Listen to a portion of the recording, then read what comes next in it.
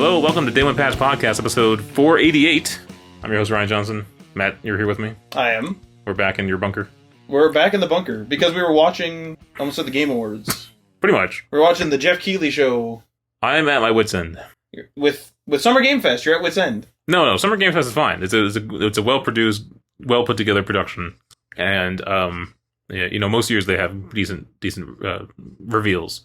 But I was complaining to you the whole time about game trailers that are just, 2-second shots of gameplay footage and then just generic high-intensity music playing underneath it. Yeah, like, licensed or not licensed, or at least not recognizably licensed. Yeah. They're not, like, songs by hit artists. I don't know what it is, like if it's, like, royalty-free music they found to throw in there, or not royalty-free, but the ones you purchase, they have all those, like, sound libraries you can just purchase songs from. Or something they commissioned. Like, it's not like a classic rock song or something, is basically what you're getting at. Yeah, and I'm just tired of it. Do they feel cheap? And I get it. A lot of these were indie devs. I get it.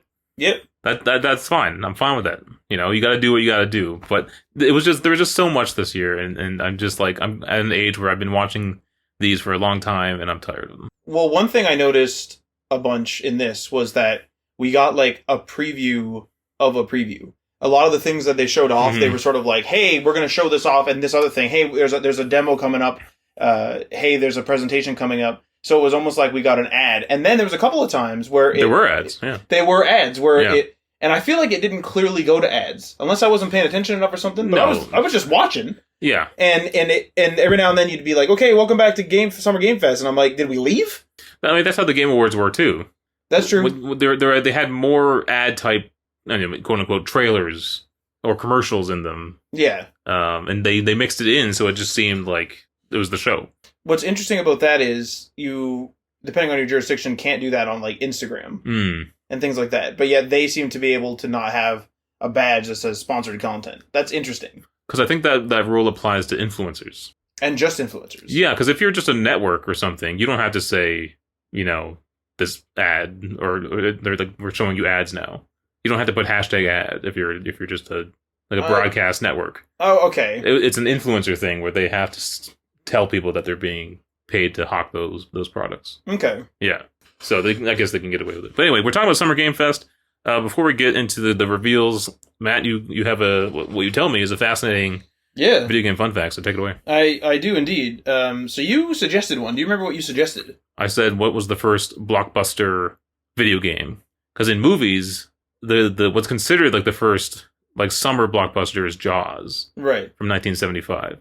Obviously, there were big films like what's the one we watched? The big 4-hour Gone with the Wind. That's like the highest grossing film of all time. But I don't think it was considered a blockbuster. I don't think that was a term then. Right, I see. Okay. But like the big summer blockbuster is considered Jaws. So I wanted to know what's the first like video game that was like the biggest. So I did a small amount of research into that. Stumbled upon the information that it was Space Invaders, which weirdly got me the idea. I was like, man, like Space Invaders is old. It's like an old arcade cabinet. And I thought, well, what were old handhelds like? And it was a bit of a jump, but like that's just where my brain went.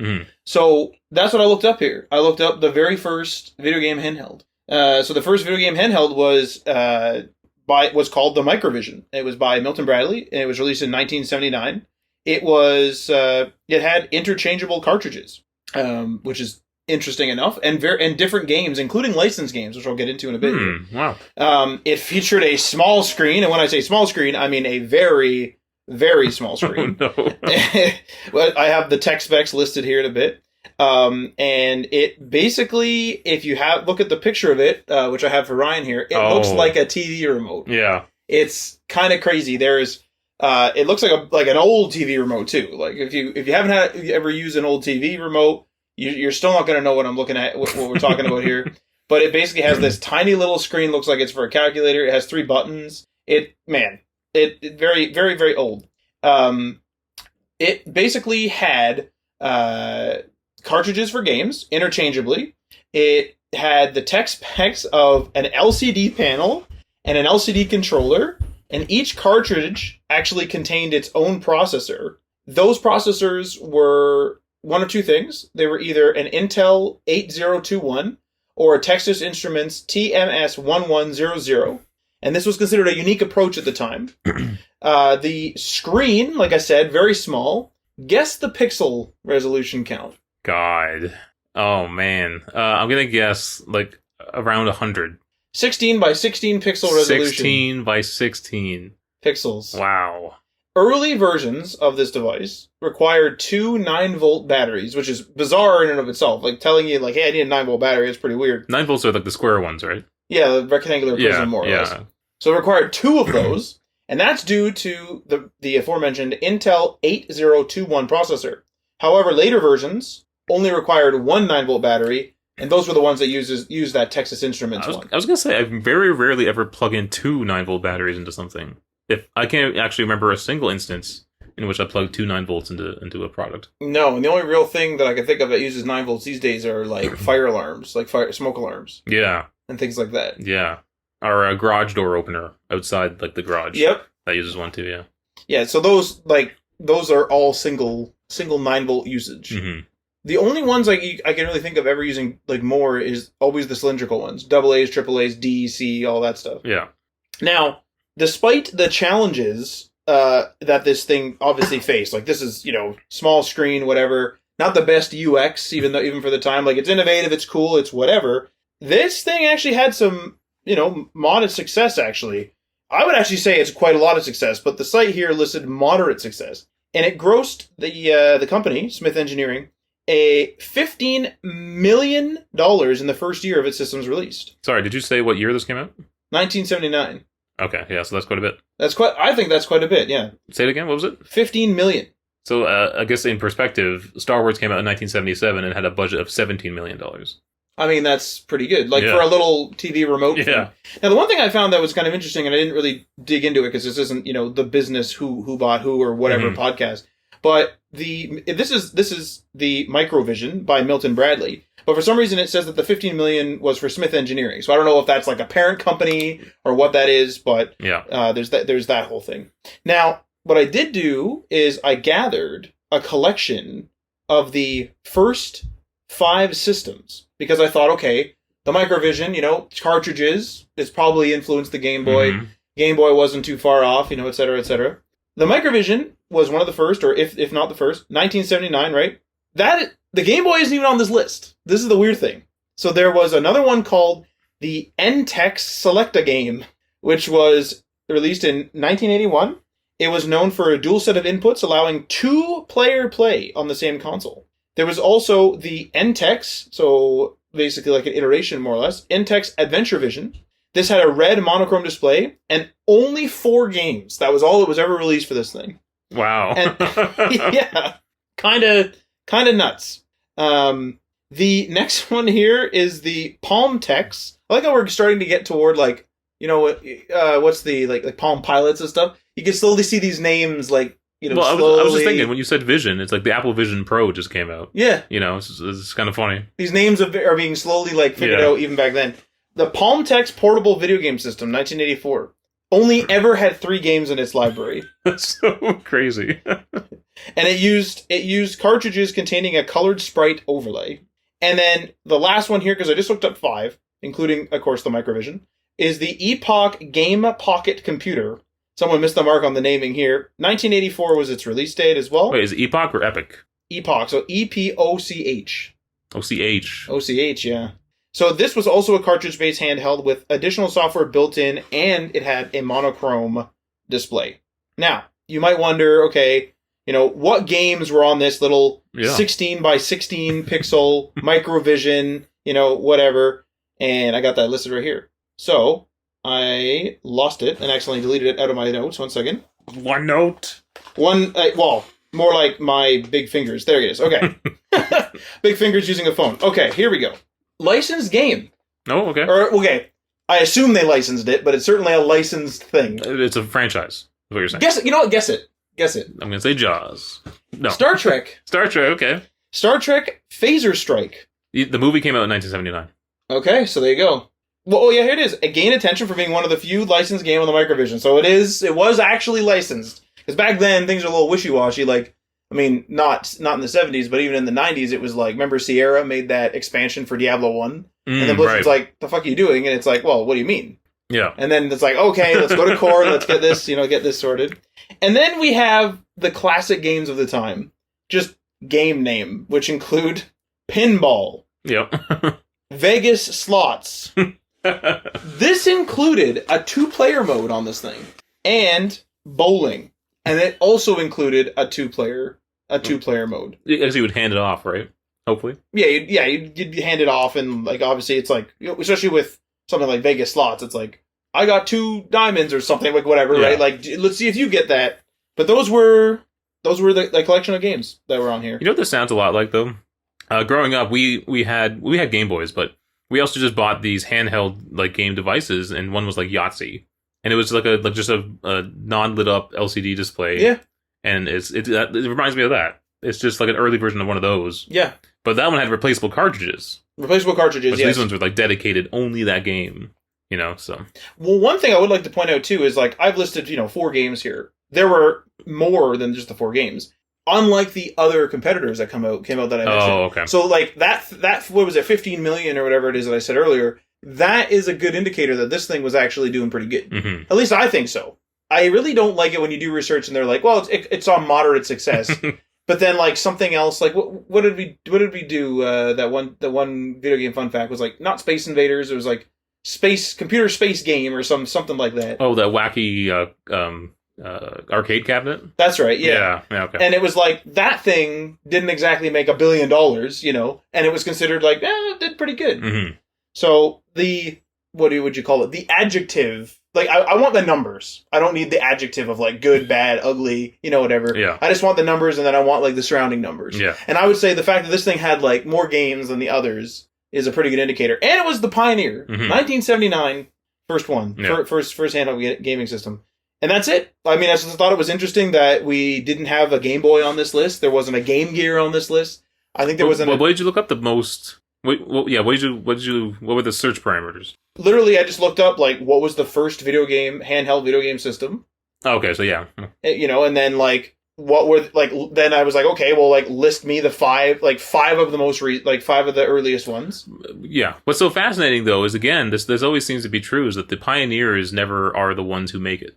Yeah, like Atari is considered. I mean, I know we did another segment on the different home consoles, but Atari is often considered like one of the first major home game consoles. Yeah, and they're pretty much not even a real company anymore. Yes, they are. They try to go into crypto. I know they're still operating, but they're not making consoles at the same level that PlayStation and Xbox and Nintendo are. Certainly not. No. BlackBerry is the famous one, first one to have a smartphone that was widely popular. They're not even in smartphones anymore. So it's just weird that the pioneers can't keep it going, or does their invention inspire someone to do it better? I think so. Something like that. Well, the other thing I was going to say too is the reason why, like in the middle of me talking, I was saying that this console, the Microtech or what the heck it's called, was the first, or if not the first, because there's usually like someone else with a little more history will be like, actually, it's the second. Like there was another one that was made in a lab. Someone or at some whatever. tech show probably had one that was cobbled together, but it wasn't an actual put together packaged product, right? Right, or like it sold like 4 or something. That's what that first game console was, just like a tech demo, basically, more or less. Yeah. But like to bring it to your point though is that usually like the thing we use every day, the GUI. The graphical user interface, that was what, Xerox? Xerox, yeah. And it's like Xerox was known for like copiers. You know what I mean? They make the GUI, Apple shows up, and now like the GUI is everywhere. Windows, Mac, Android, like the list goes on. This is a bit of a tangent, but there's an interview with Steve Jobs when they were like asking him like what happened to Xerox and why couldn't they make it work. And I believe this is the same interview. I could be mixing up interviews. But he went on to talk about how what happens when you're in a monopoly, or at least you control a majority of that product, right? That you no longer... How do you increase sales when you're the most popular? You can't do it through features because people are buying your product anyway. Right. So new features aren't going to increase sales. So what do? You turn to the sales department. You turn to the marketing department. Right. And you just focus on marketing, and then the technology falls behind. Oh, the decision makers become the marketing team rather than the technology team. Right. Or the R&D, the engineering team. Because it's like, let's expand our reach because everyone who sees it is buying it. Yeah, and I think that's what he kind of said happened to Xerox, is that they were too busy selling their Xerox empire at the time, Yeah. That they didn't see what they had with that graphical user interface. on their computers. Right. They didn't realize what they had because they were run by marketers. What's interesting though is that like Xerox is still big, like they still do that. Yeah. They have like paper, like most of the office, like, you know, empty or blank white paper, like 8.5 by 11 paper, is usually a Xerox box of that stuff. And then obviously there's still Xerox machines, quite literally, like photocopiers and stuff. Yeah. So like they're still, I guess, in their empire, although obviously competitors have come in now. Yeah. HP and Canon and whoever else. Going back to Atari, they used to make computers, that like home computers. Like, you know, what happened to them? Why are their computers still sold? IBM was the big one at the time. Yep. They were huge, and then when's the last time you've seen an IBM computer, really? Well, see, that's an interesting one, though, is because IBM doesn't do that anymore. They sell, like, point of sales, like, stuff. Well, yeah, because if you really think about it, like, both IBM and BlackBerry, they were business first. Yeah. Right? Literally, what is it, International Business Machines, IBM? Is that what it is? I'm pretty sure, something like that. And, like, or maybe interconnected, something, whatever, but it's definitely business machines. And, what, like, the thing is it's like, I wonder if the consumer market is just too different. And the thing with the thing with tech is that they may have saw the writing on the wall going, hey, like, selling somebody a point of sales thing is less consumery, right? Like, even to this day, it's getting more consumery with, like, Squares and things like that. Or, like, Shopify has their, you know, point of sale terminal. But, like, it's more just pure business. Whereas if I'm selling somebody a computer, people use computers personally now as well. Mm-hmm. And so then that's probably, maybe, I'm just speculating, but it's like maybe that's when they decided to dump the brand, because it's like, hey, we don't really know what we're doing. Like, you know, we're there to, like, you know, give you your spreadsheets, your PowerPoints, your presentation software, your things like that. But the instant someone's like, I want to watch YouTube, it's like, oh, we don't know any of that. Yeah. You know, and then that's maybe too hard to research. Yeah. And I think one of the problems too, we're getting kind of way off topic, but I like talking about this stuff. You can't hold on to things that you think are, like, precious to your company. No. And that's where BlackBerry got in trouble. Yeah. The obsession over their keyboard, which was like the thing that made them famous, was their keyboard. Yeah. So I can see why they didn't want to give that up. But in business, you can't hold anything sacred. You know, the competition is all that matters, and they should have just dumped the keyboard or just had two models. You know, yeah. Which I guess they did try to, but I think that might have been too late. That it was too late. Yeah. But that's also a business mentality. Like, yeah, if you really, like, even to this day, like, I'll even say, like BlackBerry Hub on BB10, best notification handler. Period. Like, I'll argue that, like, nonstop. Best notification handler, chronological, all your apps in one space. It's not a pull-down window where it's like an overlay where it doesn't feel permanent. Mm-hmm. It's always on the left-hand side. It's like a separate app or whatever, right? Yeah. And it's not even an app. Like, you don't launch it from like an app, right? Like icon. You literally, it's always on the right. It's like, it feels like a permanent part of the OS. But those little things, and there's many others, but, like, those little things are really productivity-based. And I remember showing you, like, little keyboard shortcuts I had and stuff like that on my BlackBerry. Yeah. And it's super efficient. Like, it was mega efficient. Very, very efficient. But, like, the consumers don't care. The notification shade looks nicer, right? I'm 2 fingers pulled down or 3 fingers pulled down. It's more elegant, right? Yeah. Whereas I'm like, no, but this is more efficient. Like, I could see things better. Yeah. But it's like, well, yeah, but it doesn't look good. Right. And so even that mentality is going to be hard to break when you go from business to consumer. And that's where Microsoft actually has evolved a lot, isn't in their design. Yeah. Like, Windows 11 is a nice looking operating system now. And many people hate it, probably because they're old Windows guys. Yeah, that's right, yeah. But anyway, thank you, Matt. That was awesome. Thank you. All right, we just got one big story here, and we just got done watching the Summer Game Fest. Fresh in our minds, Matt. Well, we got a list here anyway, because I couldn't name a single game I saw today. We're going to skip a lot, I think, because there was 2 hours of content, which was crazy. It was a lot. Yeah, it was a lot. I don't know how long the other Summer Games Fests were, but this felt like it was longer to me, at least. I don't remember them being 2 hours. Were they? I recall them being an hour to an hour and a half. Yeah, okay. First up was kind of a surprise. Lego Horizon Adventures. Now, this is a Lego game, but in the Horizon universe, and it's using all the Horizon, like, dinosaur robots and Aloy and stuff. I didn't know this was coming. I think maybe I did see some people like rumored it was coming, but I had no idea. What do you think about this? Well, I liked your comment while we were watching. You're like, they've come full circle. Yeah. Where they used to make games on movies and other licenses, and now they're making games of games. Yeah. Like, Lego is just come full circle in that way. Yeah. I mean, I think it's cool. I was asking you, though, like, I can't really remember the last Lego game I played. And I'm curious, like, is this to like I don't know, this is kind of a weird question, but is this to get kids into Horizon? Like, what is the... Well, Horizon definitely has a more serious tone to it. This did not. This No, was very definitely not. much more playful. So definitely, more for the younger audiences. I used to love, I remember when I first played Lego Star Wars, the first one. Yep. Which was the prequels. And at the time, it was my favorite game. It was good, I man. loved it. But now I try to play Lego games, I can't get through them. I just can't. They're too boring. Like they're boring. They're a little boring. Yeah. And I'm tired of just breaking everything, trying to get all the studs to fill my meter. I'm tired of that. But this looked pretty fun. It looked like Horizon, but just in Lego form, which is awesome. And I guess the most recent Lego game we played is the mode of Fortnite mode or whatever, Which was different because it was more like a Minecraft kind of survival crafting game. Yeah. I want to know, so the last Lego game I remember playing other than Lego Fortnite was the Indiana Jones one. And I remember that one being old, yeah. pretty good, though. Mm-hmm. Oh, no, I'm even wrong potentially there.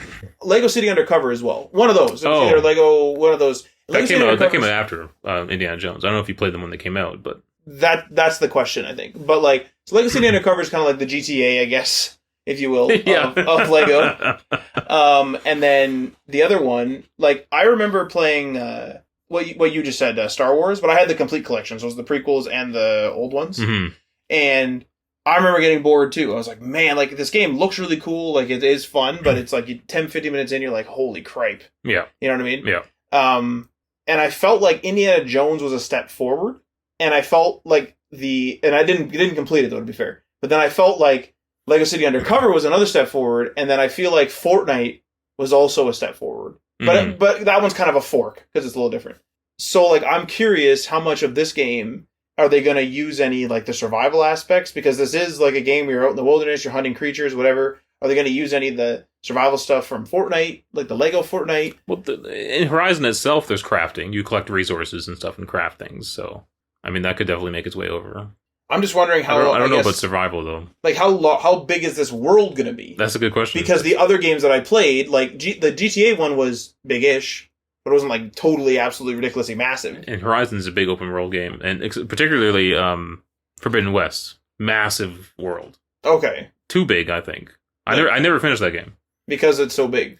It's so big, and I'm the kind of person who wants to go through every single dialogue option in a conversation, and it was just too long. Every single option brought up a 5-minute speech, and I was just at a certain point, I'm just I can't do this. And I also felt I just wasn't. Now, this could be my own personal issue with it. I just could not figure out a way to get strong enough to defeat some of the enemies that I was at. Okay. And so it just got frustrating, and I was I feel like the flow is off. They pushed me too far into the world where I'm not leveled up enough, and that it was just bothering me. And so and then you had to go grind. Yeah, which is never really fun. So I had that problem with the first game, where I went out and there was these pig things, and it was one of the first enemies. And I did well on all the missions they trained me in. Mm-hmm. But then I remember going out and being okay, I'm going to go kill this. I'm going to fail. Okay, I'm going to go kill this. Okay, I fail. Go to a human encampment. I do fine. So I'm okay, try to go fight the creatures again, fail. I'm okay. I don't even play this. Yeah. Next up, we had Harry Potter Quidditch Champions. I'm pretty excited for this. There was a Quidditch game. I can't remember the name of it, but on the PS2, and it was awesome, and I loved it so much. I hope this can capture anything that game had. You're not really a big Harry Potter fan, so I don't know what you have to say about this. Well, we were talking about whether, because I never played it, the Hogwarts Legacy, whether Hogwarts Legacy had Quidditch. Mm-hmm. And you were oh no, there wasn't, because, and I guess slight spoiler, but it was the headmaster, or there was a lore reason where it's the headmaster doesn't like Quidditch. So they just made up some reason that there wasn't Quidditch that year at Hogwarts, yeah. And then you and I were discussing well, those guys were, I would assume, likely aware that this game was in development. And I wonder whether they were hey, don't put Quidditch in. Although Quidditch, to be fair, is another game. So imagine putting another game in your Hogwarts Legacy game. That's quite a bit. You do have brooms, because that is a big open world as well. Okay. And you do need a broom. You can fast travel, but you have to discover the fast travel points before you get there. And you can unlock brooms, and you can buy different brooms, faster brooms, stuff like that. But yeah, no Quidditch. But I would love. I hope this is good, because that would be so fun. Fun for how long? Yeah. Is this a sports game like a Madden, but it's Quidditch? And it's not live service, is it? Well, is it live service? Is it a we're speaking just from the trailer? Maybe there's more intel out there. But did they even say it was co-op or anything? I don't know, but like, they showed off movie characters. Is there a story affiliated with this thing? Like, what type of game? I know it's Quidditch, but what type of game is built around it? Yeah. One thing I did notice is that they showed off, like, playing at Hogwarts, but then also playing at, like, the World Cup location. So it might be a story. Or just different I don't even know what they call them. Pitches? Quidditch pitch? Different pitches? I would not know. One thing I forgot to mention about Hogwarts, or Horizon, Lego Horizon, is it's coming out on Nintendo Switch. Sorry to jump back, but I just want to mention that's a PlayStation license. Yeah. On the Switch. Which to my immediate memory, I can't think of a game that was originally a PlayStation game that somehow came into Nintendo's ecosystem. Does Sony own Guerrilla? Yeah. Okay, I was going to ask if Guerrilla was just working with Sony and they own Horizon, so therefore they can do what they want. Well, it seemed like this is a Lego game that they're partnered with Guerrilla to use the IP. Right. And it's coming to PlayStation, obviously, and then PC, Epic Game Store, and Nintendo Switch. And no Xbox. No. That's a little weird, isn't it? Well, no, that makes a little more sense. That's their direct competitor. Yeah, but Xbox is putting stuff on PlayStation. You assume PlayStation would just might as well get... PlayStation's ahead. Yeah, but you may as well get the piece. Not when you're ahead. You may as well... You don't want the piece? What do you mean? You don't want the piece? What piece? Xbox does have sales. It's not 4 sales a day. 5 times more PlayStation sold. But it's still a lot. Like, I know that everyone's like, oh, Xbox is in the shite, but it's like, they're not selling 4 copies. Yeah, but they didn't sell 4 consoles. They don't want to send out a lifeline to them at all. It's not even 4. Let them die on the vine. No, but it's not. It doesn't help Xbox. It helps them. That's why Xbox is doing it. Like, Sea of Thieves is successful. But Xbox is doing it because they have such a low user base on their consoles. They have to sell their multiplayer games off their own system. But, like, PC has a lot of users. Yeah, but PlayStation has, like, 50 million PS5s out there, or whatever the last number was. Sure. So they have to bring Sea of Thieves to PlayStation. Okay, but so they don't want Quidditch or not Quidditch, Horizon. They don't want the 10 million, let's say, Xboxes that have sold, the just rough number. It must have sold well on their own console, I mean.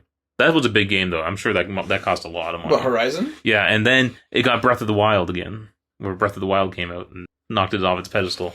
Man. Anyway, Quidditch Champions, that is coming to PC, Steam, Epic Game Store. It's funny that they now have to tell you that it's coming to Epic Game Store and Steam, Nintendo Switch, PlayStation, and Xbox on September 3rd, 2024. Yeah, because the PC is now divided a bit. Yeah, that's weird, isn't it? It's very bizarre. No More Room in Hell 2? I wasn't aware there was a No More Room in Hell. Yeah, that was a shocker. That was the biggest shocker of the night. Yeah, you and I were both like, wait, 2? Where's the first one? Yeah, sorry to all the No More Room in Hell fans. I don't have much to say on that one, Matt. Zombies, it looked like. Many Zombombaloids. Zombombiloids. 8-player co-op, though. Well, it's 8-player co-op. I think they said something like you start in the dark and separated, and you're supposed to, work. That's a cool, thing. One thing that you and I were talking about was there was definitely a lot of games where they felt like streamer games. When I say that, totally, like, if you have a group of friends, you can also totally have fun. Yeah. But they just feel like they're perfect for a stream. Or I guess what we would traditionally think of as a party game. Yes. Yeah. That's a good call, yeah. Finally, I don't know about you, but I've been waiting for this for a long time. Sid Meier's Civilization 7. And it's coming to console on the same day it's coming to PC, which I think might be a first for them. Because I think the console ones usually come later, and sometimes they're scaled back. I don't remember that one. It wasn't even called the same. But Revolution. Yeah. There was a scaled back version, but now it's coming to both. Civilization 6, we played for quite a while, and it's been such a long time.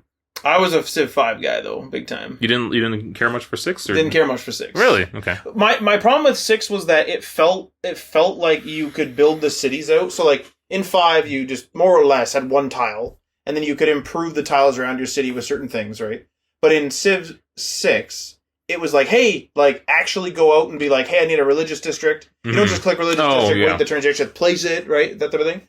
And I just felt as though, in that game, I felt like it needed expansions. Like, it gave you a bigger base of stuff, but everything felt shallow without expansion. Yeah. And I didn't really buy into the expansions too much. A little bit I did, and I just sort of like, eh.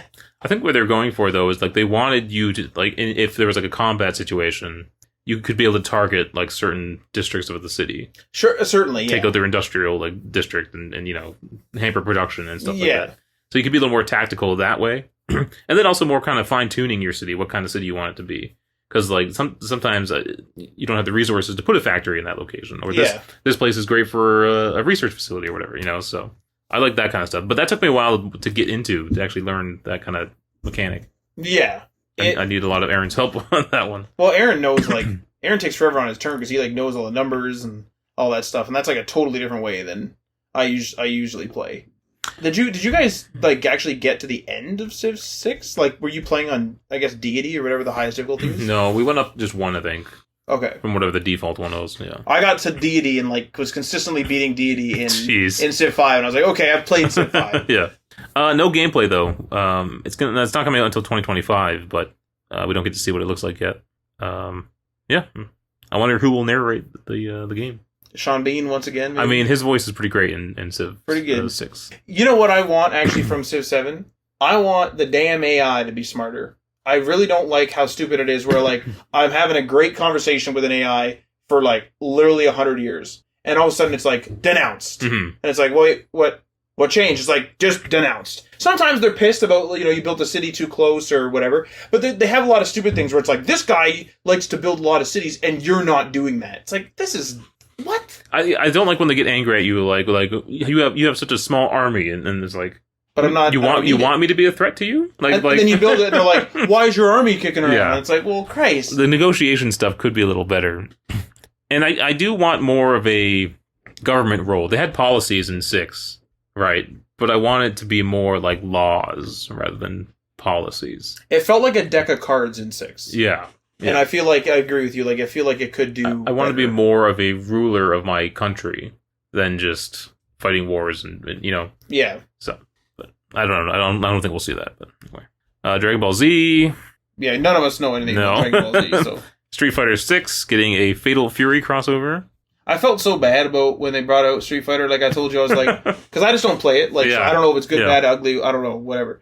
But like, I remember I was telling you, I was like, I always feel like there's a Street Fighter coming out, and I just never know what's going on. Blumhouse Games unveils a bunch of games coming out. So Blumhouse is a film studio that makes a lot of horror films. I don't know if they have the ones that they did Megan, which was a big hit recently. Five Nights at Freddy's. I think they did Get Out as well, or no? Eyes Out, is that it? Is that what it was? Maybe. But anyway, they showed off a bunch of horror games. I didn't think any of them looked too particularly interesting. The pixel art one looked weird. Well, what was interesting was it was like a compilation. Yeah. Like it was sort of like a montage. And like you and I were like watching this 3D one of like, I don't even know what that was, like dolls or something that they were fighting. And it was like, whoa, this is kind of wild. And then it just cut to this pixel art game. You and I were like, what? Like, was that CGI and this is the gameplay? But it ended up being 2 different games. Or a bunch of different games. Yeah, there ended up being more after that. The pixel art one looked kind of interesting-ish to me. And I did like the doll one. The doll one looked interesting. It did reveal to me something that I've never seen before. At least I don't think I have. A isometric horror game, which I thought was kind of an interesting thing. That's interesting, right? Yeah. I don't like being scared or watching like horror films or playing horror games. But an isometric one, it wouldn't really be scary, but it would still be like, you know, you'd be going through spooky places and stuff. That's fine with me. Yeah. You know, and you can make little tiny gory images and people explode and stuff. Oh, Jesus. That'd be great. What's that game? It's called like Theater of Dolls or something, right? Yeah, Theater of Dolls. That's the game? That's the doll one that I was thinking of. That's like the full 3D sort of like realistic looking one. Crystal Theater of Idols. Of Idols? Yeah, so the first game, Fear the Spotlight, and then other titles like Grave Seasons, Sleep Awake, Crystal Theater of Idols. Those are on the way. Okay, cool. A super intense Power Rangers Rita's Rewind was revealed. And what was that from, like Hasbro Retro or something like that? Yeah, from something Hasbro, one of the divisions of Hasbro. This was a pretty intense trailer, though. It looked like, it's like the classic beat-em-up style of like Shredder's Revenge from TMNT. And honestly, like, if I was a Power Rangers fan, like, this looked cool as hell. Yeah. They had like a first-person mode, too, which looked super trippy. They had like a part where you're on like a bike or some sort of vehicle and stuff. Again, not a Power Rangers fan, so I'm sure people know more, but... I loosely watched it as a kid, but I wasn't like invested in it at all. It was just like if it was on TV, I'd watch it. And that's about it. I don't like the live action one. Yeah, I know what you're talking about. I never even watched that. Skipping that one. Oh, you're skipping mechs. Yeah, you're not the biggest fan of mechs. Oh my god, the site's broken. Actually, we were talking about this. Is that the IGN website is super heavy to the point where like I have a 4080 on my computer, and when I browse around, it doesn't spin up. It spins up when I'm on IGN.com. Like, it's crazy. Like, I work on the internet. Like, I do a bunch of, like, pretty intense stuff on the internet, and, like, computationally speaking. Yeah. And, like, IGN.com spins it up. Now, here's one that you were interested in. The First Descendant. Yeah. Has a July release date. July 2nd. Free to play. Oh, there you go. Oh, You're trying to look up if it was free to play. I was trying to see, because I thought I heard that, yeah. A free to play sci-fi looter shooter. I should mention, actually, this is all these are from, this list is from IGN.com. I mean, you kind of talked about it, but yeah. Just wanted to give the right credit. July 2nd, which is like just around the corner. PC, PS4, PS5. PS4 was the interesting thing. PS4 and Xbox One? Xbox One. I haven't heard that. That's crazy. Xbox One in a while. Xbox Series X and S. Had a new trailer. Project's fast-paced exosuit action. Fans can expect to hear more details about launch elements and events as launch grows closer. But I mean, it's just in the next couple weeks? You know what I mean? Yeah, it's not too far away. Yeah. So what was it that grabbed you about this one? I like looter shooters. I mean, like, we beat Remnant to death. Like, I know Tim did even more, but we beat Remnant 2 to death. Back in the day, we beat Remnant 1, which is maybe less looter shooter than Remnant 2, but still. Division is obviously a huge looter shooter. Like, you guys, meaning you and Aaron, were done with Division 1. Adriano and I played it for literally years after. Yeah. I recently played a bunch of Division 2 on PC randomly to just see how it looked on my PC.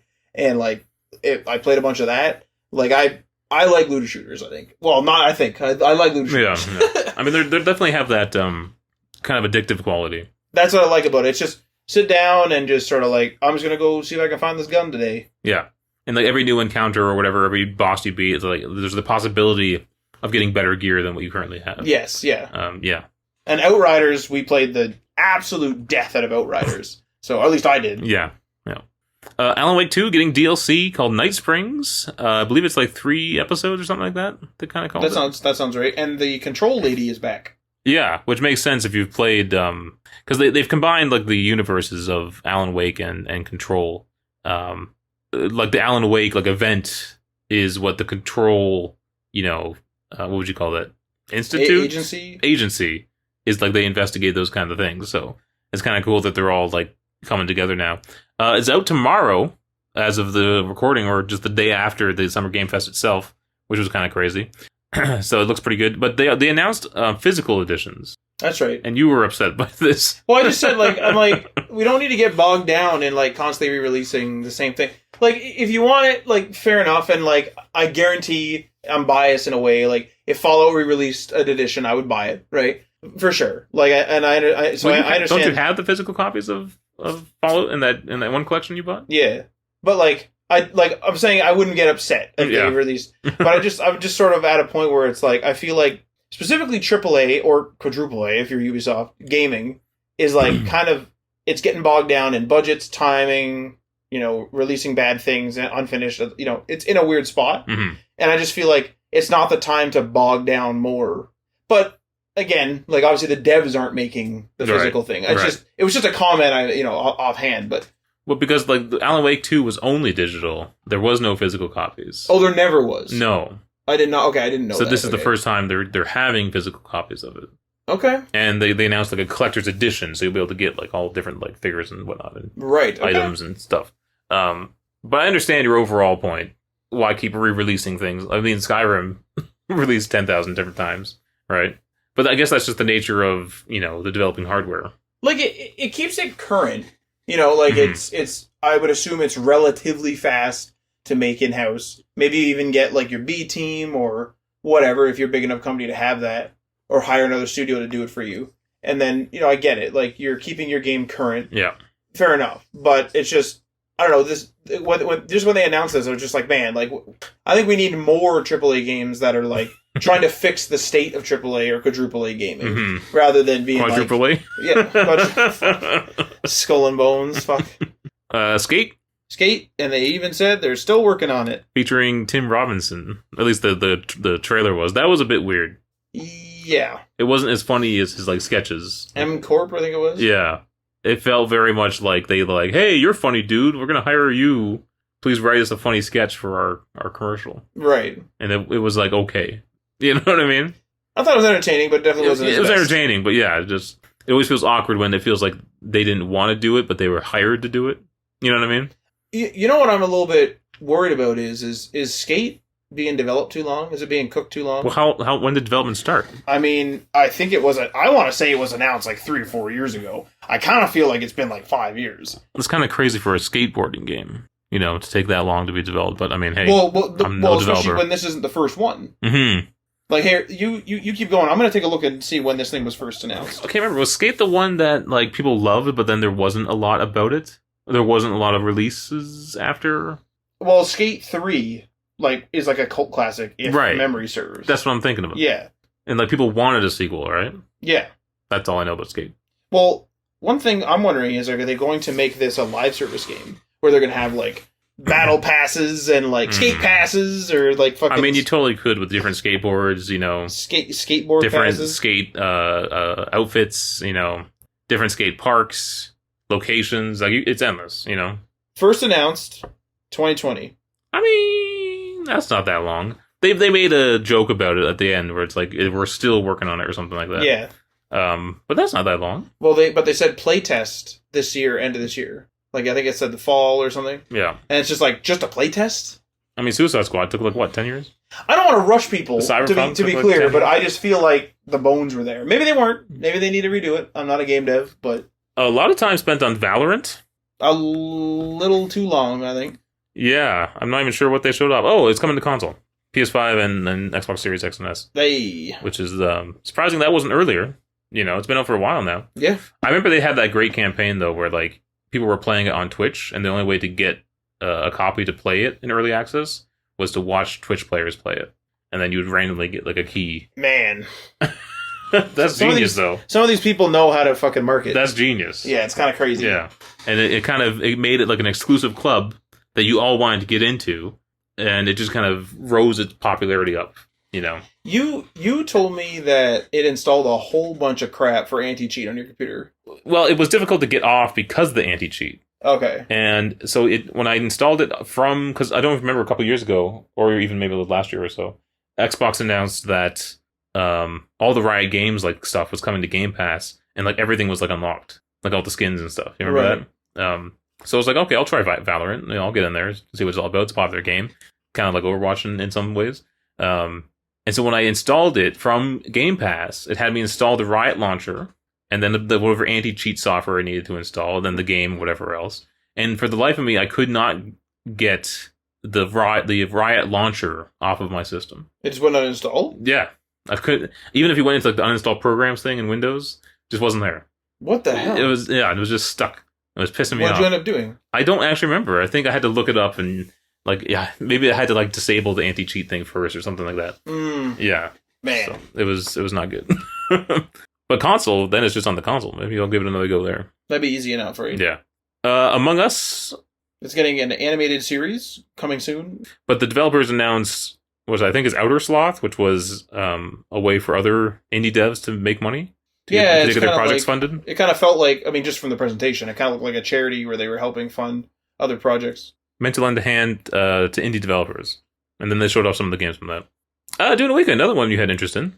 Yeah, it's a PvPvE game. Like it's an open world survival, whatever you want to call that. Kind of like a Rust, if you can compare that. Open world survival MMO. Yeah. I want to play on a private server. I don't want to... My biggest problem with these type of games is that I assume Dune is the same way. But, DayZ is certainly like this. I believe Rust is like this. If you build a base, like let's say there's 4 of us playing. It's like Aaron, Adriano, you, and myself. Let's just say, right? So there's 4 of us. Okay, fair enough. We go and we boot it up and we build a base. We build the base and then we hey, let's go to bed for the night. So we leave and we don't play for 2 days. Our base is still in the game. And people can break in, they can raid it, they can check it out and stuff like that. And I don't like that. But you have to set up some kind of defense, right? You can set up defenses or a lot of locks, so it's harder for them to break in and whatever, but it's still it's unattended. Yeah. So then I'll watch YouTubers because I like watching DayZ, but I don't like playing it. So I'll people will have, clans or whatever, they'll start a Discord, then it's yo guys, we're being attacked, so then everyone hops on. And it's I just don't want to be that dedicated to a game. I just kinda want to be I'll fly around the Dune universe a bit. Yeah. What's that guy's name? He's like a stock analyst for Wedbush. Oh, Christ, I wouldn't know. But he was on G4, like he was friends with, or not G4, Game Trailers? He was friends with Geoff Keighley and would like be on his panels at E3 and stuff. And Michael Pachter. Okay. Remember him? That sounds... Pack Attack? Yeah. Okay, yeah. He was playing some mobile base game, kind of similar to what you were talking about, where people can attack you when you're not playing. Mm-hmm. And he got attacked by someone. And he said when that happens, he's like, I will spend all my money destroying them. And he's like an investor analyst, so he's probably like worth a lot of money, right? And he's like, I would spend all this money just destroying them because he would just be so angry. But yeah, actually, so I thought Paul looked a little older, and I guess this is him ruling Arrakis. So like this is after the events of like the first book and the movies and stuff. And they showed different paths, like sort of forks of the story, mm-hmm. and it's inspired by the movies and the books and that, like you said. But then it was like, this is your story, so it's kind of like you get to do some stuff. Yeah. I don't know how much story content there is for the player, or who you play as, yeah. Like whatever. But like this, I saw some base building. You like people are like trying to like base build in the shadows because it's too hot out and stuff. Mm-hmm. Like I just think that'd be cool as hell. Like fly those, I don't know, firefly things around. Ornithopters. The what? Ornithopters. Yeah. Yeah, those are cool. Those are some of the coolest, like, you know, quote unquote helicopter designs I've seen. It's pretty interesting. Like a sci-fi helicopter, yeah, really cool. Next was Kingdom Come Deliverance 2. Did you ever play the first one? Yep. I tried it and I just couldn't get into it, but I made a terrible mistake and ruined my game. Oh, what? I beat the intro, really enjoyed it. Went up to, I think it was Teresa. Didn't realize that I had all the DLCs installed. Didn't realize what I was talking to her about was DLC. And then it booted the intro up again from her perspective. And I had to play the intro. So I played the introduction to the game twice, which I did complete it successfully. And then I was like, I don't want to play this anymore. Oh, okay. And then I just stopped, and that was the end of that. A lot of these games coming out this year. So this one's coming out later this year on PC, PS5, Xbox Series X. I mean, maybe, I don't know. I don't know if I can get back into it or not and try it again, but... Some of these games, like, it's like what I said before, where it's like, I have a presence in the Fallout universe. I don't have a presence in the Kingdom Come Deliverance, and it's hard for me to pick up these long-form games that I don't know. Yeah. I thought this said Shitterhead, but it's Slitterhead. Yeah. I don't remember this. Oh, no, this was the one that you said was L.A. Noire. Yeah, I thought it was L.A. Noire, and then it really became not L.A. Noire. And then it really wasn't L.A. Noire. Silent Hill creator Toyama revealed the trailer Slitterhead at this year's Summer Game Fest presentation. More action-focused title from the developer Boca Game Studio. Nightmare creatures from the Silent Hill series, while giving players a few more tools to progress. Specifically, it looks like you'll be able to switch between humans and even some animals to get around when launch arrives November 8th. Yeah, that's all I got to say. There was the thing that made me think it was L.A. Noire was there was a scene in which it cut to him sort of in a, like, what looked like a dank basement, and he had all this sort of investigative, he had like an investigation board. Yeah. And I was like, man, this is like a freaking L.A. Noire game. And then it just crazy guns and creatures, and it's like, well, that ain't the same thing. Delta Force Hawk Ops. With a Black Hawk Down sort of like expansion DLC thing, yeah. Deal, whatever it is. I used to play the Black Hawk Down game a lot with the expansion. Was that a movie game? I think it would have the same branding in that, yeah. Because they said that this one was like based off the movie, right? Yeah. I used to play the shit out of that game, which I didn't know was who's the director?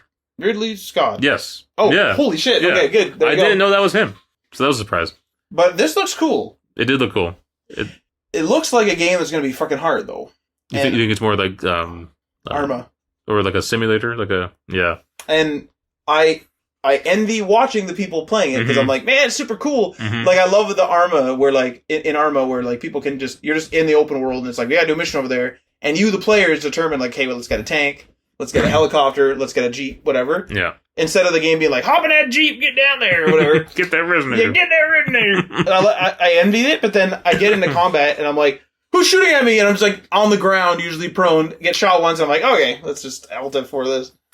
Maybe I skipped over them, but what I'm missing in this list is the Matt games. There's no Matt games in here. The Matt games? The games that are specifically made for you. Such as? Don't you remember? There was a couple artful, artistic-looking games. That's not on this list, right? I didn't see We would have seen one by now. Did I skip past one? Maybe they grouped them all at the bottom. Anyway, Killer Bean. This game looks hilarious. Tongue-in-cheek action game Killer Bean is bringing its over-the-top sandbox gameplay to players in summer 2024. A trailer for the title showed there's more to Killer Beans than many have come to expect. as footage showed the ability to drive cars, I imagine, and jet skis, break dance through bullets, switch between first and third person perspectives. Okay. And so much more. At this point, it's more of a question of what can't you do in Killer Bean. Very humorous. I think Geoff Keighley said someone who worked on this game worked on the Matrix Revolutions or Matrix Reloaded. Okay. And that's why there's like a bullet time in this, and you know. What a thing to be like, guys, I used to work on the Matrix. Let's get this Killer Bean some like wicked action moves. I like some of the assassinations. There was one where like he was in like a skyscraper and he was by a window, and the guy he needed to kill was in the adjacent room, but also like looking out the window. And so he smashes through the window outside and then fires back into the other window. Like, this is so stupid. You'd be so shocked if you were in that other window and like, see a guy where's that going? and start shooting you in the face. Wander Stop. This was wild. It was like a nice... Like, yeah, that's it right. really says it's like a cozy game. It was kind of like... I got like Stardew vibes. It's not Stardew, but kind of Stardew vibes. Cozy game. You're like planting things. I think she was like making, I don't know, a potion or food or something. Cooking something up. And then all of a sudden she's like, I need to enjoy this. I need to enjoy this. I need to enjoy this. And then so it has like some crazy dark undertone of some sort. Yeah, this says a cozy farming sim that might have a few secrets to hide. And she kept what I assume were like flashbacks that we were seeing, or like flashes in her mind of like a blade. And she says something about she doesn't need to fight or doesn't need to hunt or doesn't need to run or something. So it was like some sort of combative thing about that she's thinking of. It looked cool. Yeah, actually. Pal World is getting a new island, much to our surprise. We didn't know it was on an island. Yeah, we didn't play it. But now there's another island. We didn't explore very much at all. We didn't get much, like, very far. No, we played one night. The starting. I know. I do kind of wish we played it more, but it was one of those things where it's like we need to schedule it in. Especially with Adriano, we need to schedule playtimes in, and that always takes the kind of, I don't want to say fun out of it, but takes the serendipity out of playing it. Oh, you just kind of want to like hop on naturally, like or like when you just like, oh, you want to play 76, and then we all hop on or whatever. You know? Right. So, well, not to mention Helldivers kind of killed it for us. We played Helldivers like a month straight with Adriano and Aaron and them. Yeah. Monster Hunter Wilds got new gameplay was shown off. We already saw it revealed during the State of Play from Sony. Crossplay on all platforms. Oh, that's pretty good. Yeah, I'm surprised that's not just standard. Like it's funny that they still have to announce that. Like I feel that should be the standard. Here's the thing, though, is I feel like if something is standard, not standard, meaning you assume it's there, but it doesn't have to be there, I think you should announce it. Yes. Or at the very least make it clear on your website or something. No, you're correct. But what I'm saying is, in today's day and age, it should be standard, where we don't have to question it. It should just be there. If your game's on multiple platforms, I kind of expect it to have crossplay. Yeah. You know? I have a question about that. What type of invite system do you enjoy? I have a weird one. This one's more involved. Okay. I like the code system. I'm in this game. My code's J310487. No. The reason why I like that is because I'm sick and tired of the goddamn friends list not working. Oh, you're not online. I am online, but you're not online. But I wasn't online yesterday, and I took myself online. Well, are you online now? Yes, I am. Okay, well, I can't refresh this list because this is designed well. So, like, you know, and it's a fucking nightmare. I like being like, someone, you know, type in that J, whatever, blah, blah, blah, blah, blah, code, press enter, boom, done. I can't think of a better way, but I don't like codes. It's less elegant. Yeah. But it's more direct. Yeah. And I like the directness. Yeah. You know what? I would like it to be both. Oh, you're not online and whatever? Okay, here's my code. Yeah. You could do that. That's, to me, the code is the ultimate. Because I'm trying to think of how else you could do it. You would either need some third-party service that works on all platforms. Or a friends list that actually friggin' refreshes. Or a friends list that refreshes. Because like in certain games like Overwatch, it'll show your PlayStation friends and it'll show your Blizzard friends, you know. But that, again, that's only for their games. Right, yeah. There's no universal solution to this. Right. Unless, like your phone is your life basically nowadays, has everything on it. Yeah. It's like, what if you just signed in with your, well, for you, I guess your Samsung account or your Google account.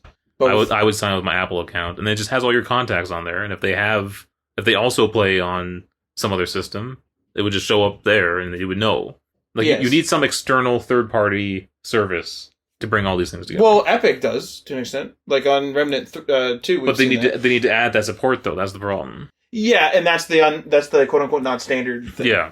I played Outriders across PC and Xbox a couple times, and the invite system worked a couple times because it was both the I don't know if it was Game Pass on PC, but it was the Xbox launcher on PC, and then I was playing the Game Pass version on Xbox, and they worked a couple times. But there was one time where like the friends list was actually down, like the friends list, the functionality was like down. They were fixing it, and we just used the code and it worked. And it's like it's an elegant fix, but it's the inelegant standard. Yeah. Mm-hmm. The final game they released or announced was Phantom Blade Zero. Seemed like a Soulsborne-ish. Yeah, definitely had inspiration from it. I mean, we talked a lot about games having the Diablo health and mana and then hot bar kind of design, and now everyone's like stealing the FromSoft, UI. We need new UIs a bit, I think. Unless we just figured it out. Like, unless it's just perfect. That's the thing, too. What's the best way? Well, that is the best way. Yeah. That we have. Yeah. But that is an art in and of itself. And there are people at these studios that solely focus on the UI, So, this is a weird one, but the King Kong game. Okay, Peter Jackson. Did not see that coming. You ever play it? No.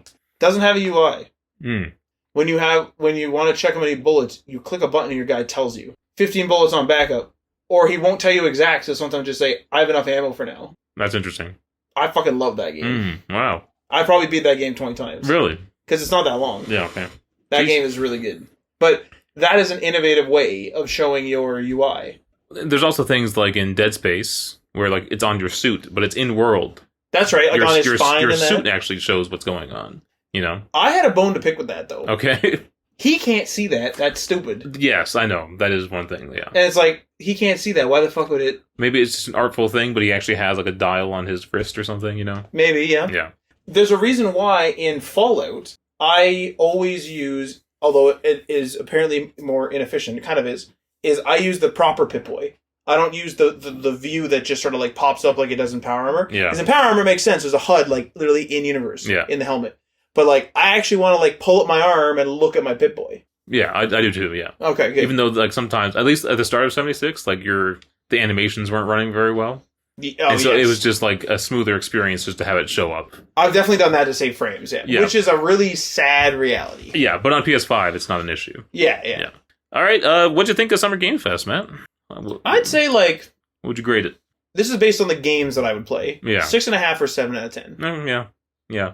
There wasn't anything big and like, whoa, that was wild kind of thing. I guess they didn't have on the list. Like, we did see a bit of Star Wars Outlaws, but I mean, we've already seen enough of that, really. It's just kind of like, come on out now, but... Here's the thing. Were those things ads and that's why they weren't on that list? That's possible, yeah. And those ads were hidden well. And that was kind of just a teaser to say, watch Ubisoft Connect or Ubisoft Forward on Monday. Yeah. That was kind of all it was to do, so...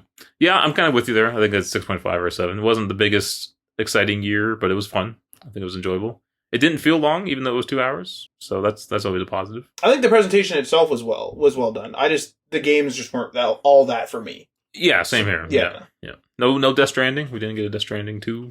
I was convinced we were going to see some Death Stranding, like just even a little bit, just a touch. Well, Kojima did give Geoff Keighley a lot at the Game Awards, so that's true. He had to scale back a bit. All right. So that was Summer Game Fest. There's going to be more stuff happening. We got the Xbox showcase Sunday, I want to say. I didn't know it was that soon. I thought it was a couple months away. We have Ubisoft Forward on Monday. Apple's WWDC on Monday. Monday's a packed day full of stuff. Jesus. Yeah, that's it. All right. Let's move on to what we're playing. Matt, you're the only one here. What am I playing? What are you playing? So I finished the Fallout 76 season. Hit level 100. Found out there's a bunch of rewards on the bonus page, and you have to like continually leveling to get all that. Thankfully, I never claim my rewards until I have to. Mm-hmm. So what I did was I went through and was like, I don't need these consumables. Like I have hundreds of packs of cards. I don't need perk points. I don't need any of this other garbage. Like I could use perk points, but I'm not going to spend my tickets. Mm-hmm. So I ended up getting what I wanted out of the bonus page. Oh, that's awesome, actually. So I like got those. There's a few things that I like kind of want there, but like nothing too big. I'm done that season. Like I finished that season. I don't need to do that right now. Yeah. I'll probably come back once the update comes out, which is soon, as far as I know. So or I guess end of July maybe or something. Something like that. Or I mean end of June. So yeah, beginning of July, end of this month. I believe is the estimate. There's probably a date now. I know they've shown some trailers and stuff, but I try to stay away from trailers a little bit now. I kind of like just if I've decided I'm going to do it, I'm just like, I'll just experience it. Like, yeah, because like that's kind of where I'm at Star Wars Outlaws. Just, do I want to see more? Sure, but I don't need to see more. I'm already sold on it, and you showing me more just is kind of like, okay, I've already seen this. I'm kind of in the same boat with Star Wars. Like, I'm not a huge Star Wars I'm not a huge Star Wars fan. Mm-hmm. Like, it's cool enough. Like, whatever. But like, I don't need them to tell me all the intricacies. I'm like, oh, I can free roam and go to different planets and fly ships. I'm like, that sounds cool. Like, that's kind of all I need to know. You know? Yeah. So that'll be interesting. Fuck, one thing I dread is they had, like, in the little scene during the Game Fest, they had this, like, little scene. I know this is stupid, but this little scene where she snuck up, like, in a town. And I was like, fucking Ubisoft, like, Assassin's Creed mission structure. And I was like, God, like, I'm going to be in the Star Wars universe being like, better pickpocket that guy. Yeah. Like, fuck.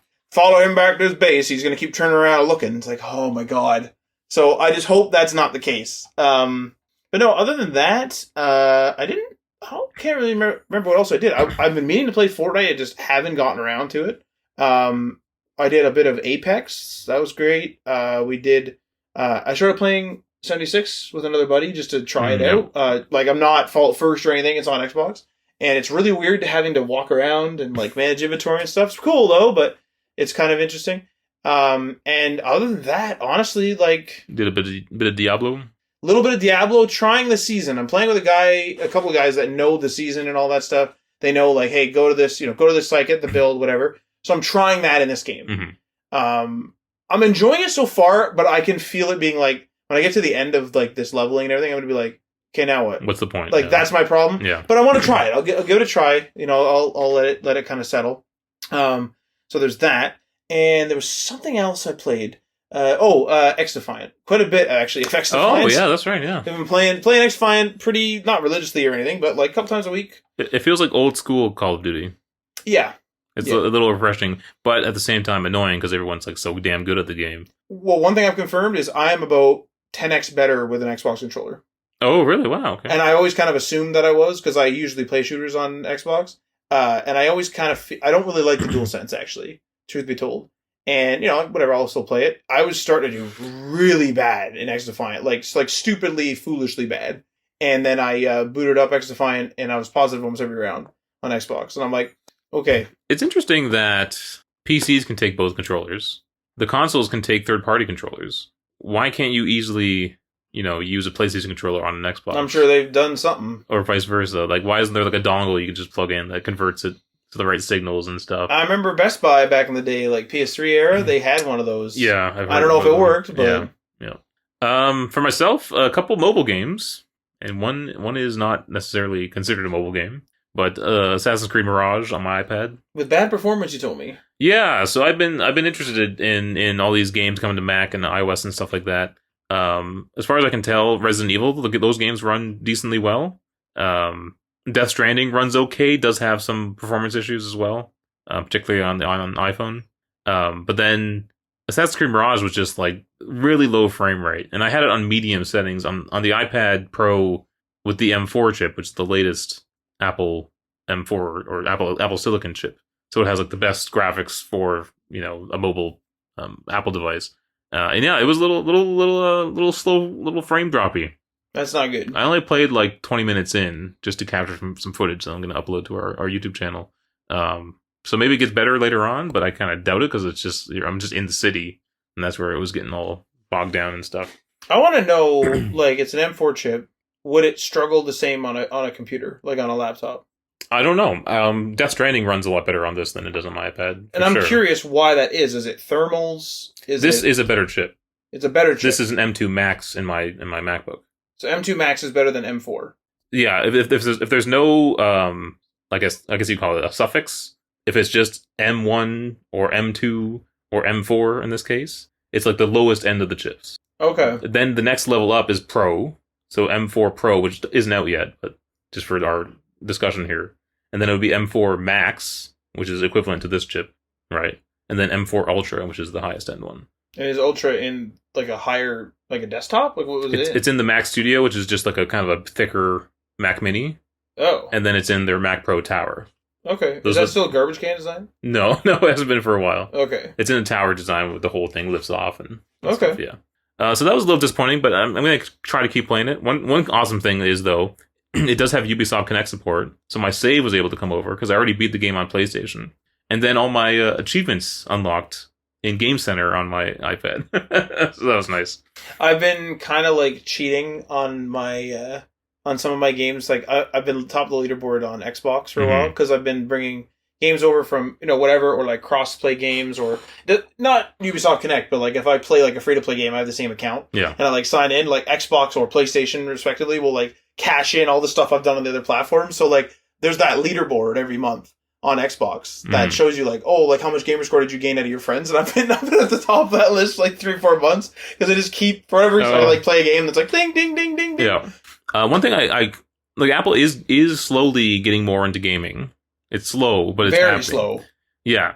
But I just like, I don't know what their deals are with these games coming over, like Resident Evil and Assassin's Creed, because Assassin's Creed Shadows is launching the same day as it launches for PC and consoles. Right. Okay. So that's kind of a big step, because all the other games have been old and then finally come over, right? But I think one of the biggest problems is if you wanted a good Assassin's Creed game on iOS, it has to be developed for iOS first. It has to be completely optimized for the platform rather than porting it over and then hoping it works. You know what I mean? Yeah. And I don't think that's going to happen because obviously the numbers aren't there.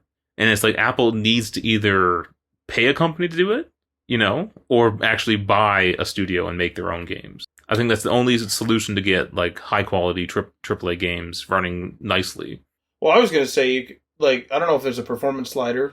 Like, I know that Fortnite on like my Samsung phone has a performance. I can change the, whatever, like a certain amount of textures and stuff like that. In Mirage, I had 3 options, like low, medium, and high. That's about it. Where were you at? Medium. I tried high at first, and I was getting frame rate drops, so I dropped it down to medium, and it's still same kind of issues. It like identical or improved? Seemed identical to me. So like I'm curious if that's more bug or like... That's what I mean. It's not optimized entirely, right? It feels like they put it through a porting tool and then just like cleaned it up a bit and then shipped it. Well, I'm just brainstorming because I was thinking like one of the big things is resolution, but I don't know if you can run... I don't know. That might be a dumb question. Can you run a lower resolution thing on an iPad? Yeah. Some of them might have like a resolution slider, but Call of Duty Mobile and Call of Duty Warzone, developed for mobile first, run great. Right. Okay. Look pretty great. I think you're 100% right. If you develop it for the platform, it's definitely going to run the best. Yeah. I was just kind of think of like what's something you could do quick and dirty in an engine that like actually like go. You go on Unreal or whatever it is. You'd be like, everything's now 1080p instead of 480 or 4K. Sorry, or something. I don't know, something quick and dirty to like fix that. But if it's hiccuping that hard, like, is it just the engine in general? Yeah. Like, who knows? Yeah. The other mobile game I'm playing is Star Wars Hunters, and it's kind of an arena shooter 4v4 kind of Overwatch-esque kind of game. We got 2 more of those coming out too, Ryan. We got a Marvel one. No, I know, but this is a mobile only one, which is kind of cool. And it's really fun, really really well made, high production quality. I'm having a good time. Battle Pass, though, I'm not going to buy it because I know I'm not going to play this game long enough for that. So you're getting into the mobile games, like I'm trying because I just believe in it as a future method of playing games. I can imagine myself, I don't currently have a case for my iPad, but I can imagine myself getting a case and just standing it up, having my PlayStation controller, and playing games on it. I got a question for you, based on that. Yeah. You sit in a room much like this. I have a TV. It's like a living room. I feel weird doing something. Like I'm on the couch and I'm on my phone or on another device without the TV being on. Do you have that? Oh, with the TV being... No. I thought you just meant, do you feel weird, playing a quote-unquote mobile game in your house? No, because I'll do that if I'm like, whatever, like if I'm just laying in bed or something. But, if I'm in like the living room setup, that's the best place to do the iPad thing. But then I may as well use the TV. Or I have a bad habit of, I'll use the iPad, for example, to play. But then I'll put on something on the TV. And now I can't really play an in-depth game because I'm split attention. Yeah. I remember Adriano kind of getting upset at me that I would watch YouTube on my phone when I had a TV in the room that had access to YouTube. I have like a little bit of that too, yeah. But sometimes I want to lie there with my phone rather than have to worry about where the TV's at and have to look at the TV. But like your living room should be set up so if you're laying there, you can just look over, right? It's a different experience. Just different. It's different if I'm sent a video and I'm just like quickly watching it. But if I'm like, hey, I'm going to watch this, YouTube doc or something, Like I'm I do it. I do it more on feel. Sometimes I feel I want to watch it on TV, and sometimes I don't. It's not a thing I choose. It's just how I feel. But you don't feel like you have to have the TV on at least. Like No. I feel like it needs to be on, and then I'm really bad for this. I'll throw on something I've seen a million times on the TV, and I'll just be on TikTok. Oh, yeah. Like it's a mess. And then the last thing, other than, I mean, we mentioned it to death, Overwatch and all those other games, 76, blah, blah, blah. But Senua's Saga Hellblade 2. And how's that? I have a theory. Okay. You know, everyone loves to hate on Xbox, and everyone loves Sony. Yeah. Despite, maybe it's the David and Goliath thing, where Microsoft is a big $3 trillion company now. You know, even though Sony's ahead in terms of games. Microsoft's big. Yeah, but they're the underdog. I don't know. It's weird. But anyway, I think a game like Senua's Saga Hellblade 2, which is almost identical to the first game. Now, that's a valid criticism, not enough changes, right? Sure. But I feel like if that same game came out on PlayStation, it wouldn't be getting as much hate as it is. I agree with that. I think they're just hating on it because it's on Xbox It's for an some Xbox reason. tax. Yeah. I saw tweets or X posts where people, and I don't know whether they've done this for other games, this is the first I've ever seen this, where people were taking a close-up shot of Aloy's eye, of Senua, I think that's her name, right? Mm-hmm. Senua's eye, and then someone else's eye, and they were like comparing. And I saw someone comment on one of them, and they said, this is why the AAA industry is imploding right now. Because you guys are worried about, like, beads of sweat, hey, are there micro hairs on their fucking thing? It's like, I could, like, honest to Christ, I could give a fuck. A game like Valheim is meant to look like a PS1 game, like an enhanced PS1 game, by style. Yeah. And no one's like, oh, it's kind of grainy there, but I would imagine it is, yeah. Valheim coming to Mac. With frame drops. I hope I can run Valheim. But, like, are you enjoying Senua's... Like, I feel like this game had so much hype, and then it came out, and the people are like, well, you know... Here a couple caveats. I don't think it's entirely that. I think that's just part of the equation. Sure. Another part of the equation is it's a short game. Generally, people don't like short games. Old people do. You know, most of the general... I'm generalizing here, but most of the younger audience online want a bigger experience. They always want, like, some epic thing that they're playing. Yeah. So a 6-hour game to them is, like, not worth it. Which is interesting, because considering it's on Game Pass. Yeah. Another thing is, what was novel about the first game is no longer novel about this game. Okay. And so having the voices in your head, because she's schizophrenic, right? Yeah. Having the voices in your head was like a really cool, unique 3D audio experience in the first game. Yep. And this one, it's a little annoying. And now maybe they didn't record it the same way. You know, the whatever magic they captured in the first one, maybe they couldn't recapture it in the second game. The first one felt a lot more like they were just like little nudges in your mind. You know, it was voicing her doubts or her worst fears. You know. But in this one, it's just like they're just describing things, like video game banter. Yeah, I'm trying to think of an example for the first game. So if like a stranger showed up, they would be like, "Oh, who's this guy?" Right. You know, can we trust him? You know, what's he gonna do? You know. But in this one, it's like there's a man. He's walking towards us. Look at him walk at us. You know. Oh. And it's just kind of describing what you're already seeing. It's not really adding anything to the experience, I find, and it just kind of becomes annoying and it's a little overdone. Now, they talk to actual specialists who know, like, what schizophrenia patients are going through and kind of the voices they hear and how they operate. So maybe it's accurate. Maybe it's more accurate than the first, but it's not as video game fun. Or it just wasn't done in the same artistic way that I felt like it was done in the first. But again, that could just because it's not new anymore, you know? You were expecting the voices. Yeah. And then I guess the other thing is just the combat. People aren't liking the combat. They think it's very basic. And then the puzzles are very basic. But again, they were in the first game. So I feel like it's being overly judged. And that might just be the tipping point of it being an Xbox game now. Oh, yeah, I would think. So that's my theory on why I think there's an Xbox tax. But I think it's a great game. I think Sony should have bought Ninja Theory. They seem more in line with what Sony makes in terms of games. Yeah. So... Is it doing well? Like, I haven't heard anything. All I heard was bitching. I saw that eye thing, and then I never heard anything else. Yeah, I don't know. I mean, Xbox has been having a rough time right now, so. You know what was weird? We saw Halo Infinite with Dolby Atmos today. Oh, yeah. And I don't know whether that was an advertisement for Dolby Atmos. I think for Dolby, yeah. Or if it was for Halo, or both. It was a Dolby commercial, yeah. But I guess the question is, was Atmos always in Halo, or did they just recently update it? I don't know. Yeah, I don't know. It was just sort of like, Master Chief, and then some person turns into Master Chief because they're so immersed Also, with Dolby Atmos. Dolby Atmos on Xbox, you need an app. That's the most bizarre thing I've ever seen. That's Dolby's fault, though. It's not on PlayStation. There's no Dolby app on PlayStation. I have Dolby Atmos on PlayStation. Is it actually proper Dolby Atmos? Or is My soundbar thinks it is. So I don't know. Because, like, on Xbox, I'm not an audiophile, I might get some of this wrong, but on Xbox you can use Sonic, which is Microsoft's, like, spatial audio, whatever, audio codec or whatever. Oh, they have their own, eh? Yeah, so you still, that's what I use. Like, Okay. I'm not going to pay for Dolby. Well, that's the other thing. The weird thing is that you have to pay if you want 3D audio in a headset on Xbox. Well, I think you can... If you want Dolby 3D audio, I should say. Yeah. I was going to say, because I think that the Microsoft one does do it. Okay. All right, that's it for the week.